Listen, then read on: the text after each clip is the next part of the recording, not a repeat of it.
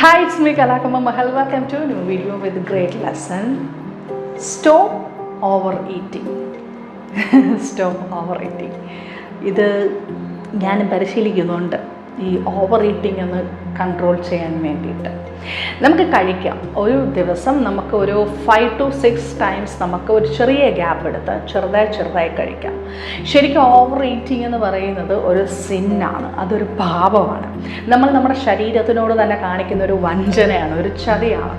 Over eating കാരണം നമ്മുടെ internal organs, അതുപോലെ തന്നെ നമ്മുടെ മെറ്റാബോളിസം, ഇതെല്ലാം നമ്മുടെ കയ്യിൽ നിന്നിട്ട് അൺകൺട്രോൾ ആവും, നഷ്ടപ്പെടും. നമ്മുടെ ശരീരത്തിൻ്റെ മെറ്റാബോളിസം നഷ്ടപ്പെടുമ്പോൾ ഇത് നമ്മളെ നേരെ മെൻ്റലി നമ്മളെ എഫക്റ്റ് ചെയ്യും. മെൻ്റലി ഈ കാര്യം എഫക്റ്റ് ചെയ്യുമ്പോൾ മൈൻഡും ബോഡിയും തമ്മിലുള്ള കണക്ഷൻ കംപ്ലീറ്റ്ലി ഡിറ്റാച്ച്ഡ് ആവും. ഡിറ്റാച്ച്ഡ് ആകുമ്പോൾ സംഭവിക്കുന്നത് നമ്മൾ പൂർണ്ണ രോഗിയാവും. എങ്ങനെ? മെൻ്റലി ആൻഡ് ഫിസിക്കലി നമ്മളെ കംപ്ലീറ്റ് ആയിട്ട് ഒരു രോഗിയാക്കി മാറ്റാൻ സാധിക്കുന്ന ഒരു വില്ലനാണ് ഓവർ ഈറ്റിംഗ് എന്ന് പറയുന്നത്.